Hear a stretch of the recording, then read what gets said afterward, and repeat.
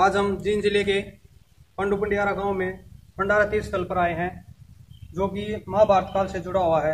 महाभारत का युद्ध सियासत का सबसे बड़ा युद्ध माना गया है और महाभारत के युद्ध के पश्चात पांडवों ने, जो कि उनके युद्ध में प्रियजन मारे गए थे, उनको मोक्ष के लिए यहाँ पे पिंडदान किया था।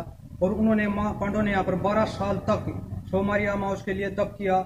जब उन्होंने सोमवारी अमावस प्राप्त नहीं हुई तब उन्होंने श्राप भी दिया था कि कलयुग में तू बार बार आएगी, और ऐसा होता भी है कि सोमवारी अमावस कलयुग में बार बार आती है। और यहाँ हजारों लाखों की संख्या में अपने पूर्वजों का पिंडदान करने के लिए श्रद्धालु आते हैं। न केवल हरियाणा से बल्कि दूसरे राज्यों से भी यहाँ पे अपने पूर्वजों के लिए पिंडदान करने आते हैं। अब हमारे साथ पंडुपंडियारा तीर्थ स्थल के प्रमुख पुजारी है और इनसे अब हम कुछ सवाल जवाब करते हैं। नमस्कार जी। नमस्कार। आप यहाँ के इतिहास के बारे में हमको कुछ बताइए और अवगत करवाइए जो हमारे दर्शक है उन सभी को। ऐसा है, पहले तो मैं अपना पद परिचय देता हूँ। मैं राम भगत कौशिक, प्राचीन हनुमान जी का मंदिर उपासक। आपसे मीडिया के सामने जैसे आपने पूछा है बता रहा हूँ मैं। ये बहुत प्राचीन तीर्थ है, महाभारत कालीन से। वैसे तो ये सतयुग से ही है, क्योंकि सोम तीर्थ कहते हैं। सोम तीर्थ का नाम तो सतयुग से जुड़ा हुआ है। कुरुक्षेत्र भूमि में जो है 368 तीर्थ प्रचलित हैं। इनमें से मुख्य 68 तीर्थ हैं, जिसमें इसका नाम पांडुपिंडारा विख्यात है। पांडुपिंडारा का जो नाम है पिंडों के नाम से मुख्य बताया गया है। इसका नाम पिंडारक भी है, पिंडारक तीर्थ भी है, और मुख्य पांडुपिंडारा के नाम से इतिहास में भी और धरती पर भारतवर्ष में प्रसिद्ध है। यहाँ जो है महाराजा कण्व का भी इतिहास है। महाराज कुरु ने हल जोता, इसके नाम पे कुरुक्षेत्र भूमि का नाम पड़ा। और यहाँ युद्ध हुआ जब पांडवों का और कौरवों का। उसके युद्ध उपरांत पितृ शांति के लिए, उनके मोक्ष के लिए पिंडदान किया गया। इसलिए जो है इसका नाम पिंडारा, नाम पांडुपिंडारा के नाम से जाना जाता है। इसके अलावा इसका नाम सोम तीर्थ भी कहा गया है। सोम तीर्थ का जो कथन है इसलिए है कि चंद्रमा जो को अक्षय रोग हो गया था, उस अक्षय रोग की मुक्ति के लिए भगवान विष्णु के पास जब उपस्थित हुए, उनकी प्रेरणा से उन्होंने इसमें स्नान किया और मोक्ष उनको मिला अक्षय रोग से। इसलिए इसका नाम सोम तीर्थ भी पड़ा। यहाँ एक बहुत प्रसिद्ध शिव मंदिर है जो पांडवों के हाथ के स्थापित है। उसी समय से एज इट इज है वो। उसी की धारणा पर, उसी की प्रतिमा के ऊपर हर मास मेला लगता है और 20 से 30 हज़ार मनुष्य जो हैं हर महीना मेले पर स्नान करके तीर्थ पर उस पर जल चढ़ाते हैं। सभी मंदिरों का अभिषेक करते हैं। और सोमवती अमावस्या को तो लाखों की तादाद में मनुष्य आते हैं, जिसके जो अपने पितरों की शांति के लिए पिंडदान करते हैं। और कोई विशेष आपने कोई किसी बात पर पूछना है, कोई बात लेनी है तो मुझे बात करें। बाकी प्रशासन ने जो है इसको उसका उद्धार करने के लिए बहुत अच्छे प्रबंध किए हैं। भारतवर्ष की प्रेरणा से, सेंट्रल गवर्नमेंट की प्रेरणा से हरियाणा सरकार ने भी समय समय पर जो है इनको ग्रांट दे करके जीर्ण शीर्ण अवस्था में पड़े हुए स्थान को बहुत बढ़िया विकास दिखाया है। यह क्रॉसिंग लगी हुई है, पब्लिक के लिए बेंच लगाए गए हैं, लाइटों का प्रबंध है, उचित पानी पीने का प्रबंध है, शौचालयों का प्रबंध है। लेकिन कमी सिर्फ है इसमें जल का अभाव रहता है तीर्थ में। सरकार ने इसका एक अलग से स्रोत दिया हुआ है, सीधे डिस्ट्रीब्यूटर नंबर 4 से, लेकिन पानी ऊपर से ही उपलब्ध जो मात्रा है वो कम रहती है। किसी भी सीजन में पानी पूरा नहीं हो पाता, क्योंकि इसके जो जिस टाइम शुरू में हरियाणा सरकार द्वारा ग्रांट दी जाकर के घाट वगैरह बनाए गए, इसके जो ऊंचे चबूतरे बनाए गए, वहाँ स्नान करने की जो स्थिति है थोड़ी सी नाजुक हो गई। कि घाटों में जो पहले के बने हुए घाटों में स्नान करने की जो व्यवस्था थी बहुत अच्छी थी। अब उन घाटों पानी नहीं चढ़ पाता, क्यों ऊंचाई पर है वो, क्योंकि पानी कम मात्रा में आता है।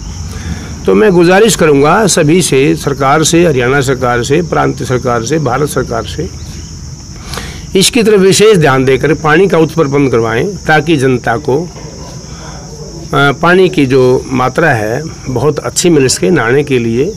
और यहाँ गंदा पानी इस तीर्थ में नहीं जाता, एक बूंद भी पानी इसमें गंदा पानी का कोई जाने का सवाल ही पैदा नहीं होता। सिर्फ बारिश पर और नदी का जो पानी है उसमें रहता है, बाकी किसी स्रोत से पानी इसमें नहीं आता। या तो यदि रजवाए में पानी कम आता है ऊपर से, या तो बहुत बड़े बड़े नलकूप लगाए जाएं ताकि पानी की भरपूर यात्रा हो, और एक समय डिस्पोजल भी लगाया जाना बहुत ज़रूरी है ताकि पानी का बदलाव हो सके, भरपूर मात्रा में पानी मिल सके। बाकी मैं सरकार से अपील भी करता हूँ, जैसे कोई भी हो प्रबंध इसमें अच्छा हो ताकि हर प्रकार की सुविधा इसमें मिल सके। धन्यवाद। 500 पांडवों का मंदिर भी बना है, उसके तो हो रही है 500 पांडवों का। और ऐसा ही माना जाता है कि यहाँ पर पांडवों ने जब तपस्या की 12 साल तक, लेकिन उन्होंने फिर भी सोमवारी अमावस प्राप्त नहीं हुई। इसके बारे में भी हम कुछ प्रकाश डालिए। इसके बारे में कथन है, पांडवों ने जो 12 साल तक यहाँ रहे, उग्र तपस्या भी की, और ये माना उन्होंने में, लेकिन सोमवती अमावस्या की प्रतीक्षा की, सोमवती अमावस्या का प्रादुर्भाव नहीं हुआ, इसलिए वो शाप देकर चले गए थे। या कलयुग में जो है ये सोमवती अमावस्या आती रहेगी, साल में 2 या 3 बार, ऐसा उन्होंने अभिशाप दिया, और वो आती भी है। ऐसा भी कहा जाता है कि जो आप पानी की बोल रहे हो कि सरकार के द्वारा यहाँ पे बड़े बड़े बम्बे लगाए गए हैं पानी के लिए सीधे नहर से, क्या उनसे पानी नहीं आ पाता तालाब तक, तीर्थ तक? नहीं, पानी आने में कोई दिक्कत नहीं है, अलग से स्रोत दिया हुआ है, अलग से चैनल लगाया हुआ है, सरकार ने कोई कमी नहीं छोड़ी है। लेकिन दिक्कत यह है ऊपर से जल कम आ रहा है, रजवायों में पानी ही कम आता है। पानी आए कहाँ से का आता है, तो पानी बाद में पीछे चोरी हो जाता है। रातों को लोगों को जरूरत होती है पानी, पहले कम मात्रा मिलता है, इसलिए पानी इसमें आ नहीं पाता। उधर से 2 जोहड़ साथ में है इसके पशुओं के, उनको ही पानी बड़ा ज़रूरी है, वो किसी की भरपाई नहीं हो पाती। इसलिए पानी के तो सरकार ने प्रबंध करने ही पड़ेंगे, या तो बड़े बड़े नलकूप लगा करके, या ऊपर से रजवाहे से या नदी से या जमुना से या ये भाखड़ा से कोई स्पेशल इसका चैनल बना करके पानी की पूर्ति हो सकती है। कुछ घाटों पर देखा गया है कि गंदगी का स्तर ज़्यादा है, आप इसके प्रति कुछ कहना चाहेंगे? जो यहाँ पे श्रद्धालु आते हैं उनको भी ध्यान रखना चाहिए, और आप अपनी तरफ से क्या प्रयास कर रहे हैं?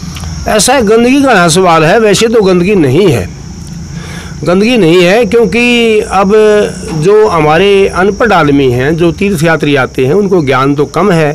पिंडदान होता है, पिंडदान में भी छोटे पिंडों के आकार के पिंड देने लगे, पहले बहुत बड़े बनते थे। अब गंदगी का सवाल नहीं है, लेकिन धारणा है जैसे औरतें जो है यहाँ कपड़े बदलती हैं, जो विधवा हो जाती हैं, उनके यहाँ कपड़े उतारने का जो प्रावधान चला हुआ है, वो थोड़ी सी जो अपने कपड़े वो यहाँ उतार जाते हैं, लेकिन उनको ये चाहिए कपड़े उतार के स्नान करके वो कपड़े बाहर ले जाएं, कहीं गंदगी जगह डाल दें या किसी गरीब को दान कर दें। ऐसी गंदगी को इस महत्व नहीं, पानी बहुत साफ है, आज भी साफ है। एक यहाँ पे बंदर बहुत ज़्यादा है, ये किसी को नुकसान पहुँचाते हैं या? बंदरों का आतंक तो ज़्यादा है, गांव में जो है दिक्कत है। बंदर देखो, मेले पर स्थान पर जो तीर्थयात्री या श्रद्धालु आदमी आते हैं, बंदरों को खाने के लिए देते हैं। बंदर तो यहाँ बड़े हुए हैं, आतंक ज़्यादा है, गांव भी तंग है इस बात से, श्रद्धालु भी तंग हैं, बच्चों को भी पाड़ लेते हैं, कपड़े भी फाड़ देते हैं, और जो श्रद्धालु जो मंदिरों की जो प्रॉपर्टी है उसको नुकसान तो करते ही हैं। मैं चाहता हूँ इनको भी थोड़ा कम किया जाए, कहीं जंगलों में छोड़ दिया जाए, बड़ी अच्छी बात है। एक यहाँ पे रानी घाट बनाया गया है, उसको ये कहा जाता है कि यहाँ कोई सुरंग थी जो सीधा जींद शहर तक जाती थी। हाँ। क्या ये सत्य है? ये जयंत नगरी है। इंद्र राजा जो इंद्र है उसका जो लड़का है जयंत है, उसके नाम से जयंत नगरी बसी हुई है। जींद का नाम जयंती देवी के ऊपर है, जयंती देवी का मंदिर है। और सोमनाथ मंदिर है जींद में, सोमनाथ से लेकर के पांडु पिंडारा तक 5 मील की लंबाई तक ये तीर्थ था। तो वो कल्टीवेशन में चला गया, उपजाऊ हो गया है, ज़मीन उपजाऊ होती है और वो बिजाई जाती है। ये लेकिन सुरंग थी वहाँ से, वो मिट चुकी है, लेकिन वहाँ दोनों तीर्थों पे जय भूतेश्वर के पास तो सुरंग आज भी थोड़ी सी चिन्हित है। रानी घाट बना हुआ है, वो एज इट इज़ है, रानी इसमें स्नान करती थी। और साथ में अब प्राचीन हनुमान के मंदिर के पास है रानी वाला कुआं, जहाँ से मीडिया प्रभारी से बात कर रहे हैं, ये बड़ा प्रसिद्ध है। रानी जींद के जो स्टेट का जो राजा था उसकी रानी ने बनवाया था और उसके सारा गांव पानी पीता था। उसी की वजह से जो है मैं जो है मेरी इच्छा है ये, या मेरी जो चाह है ये कि जींद का जो विकास हो इस पानी के ही कारण से इधर से विकास हुआ है। जींद गोहाना रोड पर पांडु पिंडारा स्थित गाँव। बात तो रहेगी सर, जो यहाँ के एकड़ का बोला जाता है कि 32 किले 26 एकड़ में ये फैला हुआ है, क्या इसकी उपजाऊ जमीन है या ये मंदिर का एरिया है? ऐसा तीर्थ की जो ज़मीन है नहीं, शुरू से पिंडारा पांडु पिंडारा तीर्थ के नाम से ज़मीन है 200 एकड़। उसमें कुछ जैसे पावर हाउस लग गया है, DRD को ज़मीन चली गई है, कुछ एग्रीकल्चर यूनिवर्सिटी को भी दी गई है विकास हेतु, तीर्थ की तरफ से ही। हाँ, तीर्थ के ही हिस्से में से है वो सारा का सारा। बाकी आज भी 20 एकड़ में तीर्थ का धर्मशालाएँ और सभी मंदिर और तीर्थ जो है 20 एकड़ में आज भी स्थित है। सर, मैं एक प्रार्थना करता हूँ प्रशासन से भी, केंद्र सरकार से भी, क्यों तीर्थ केंद्र सरकार, भारत सरकार और हरियाणा सरकार के अंतर्गत सभी में आता है। इस तीर्थ के चारों ओर बहुत बढ़िया स्वच्छ सड़क होनी चाहिए और ताकि अच्छा उस पर मटेरियल लगे, ताकि बार बार को दिक्कत ना आए।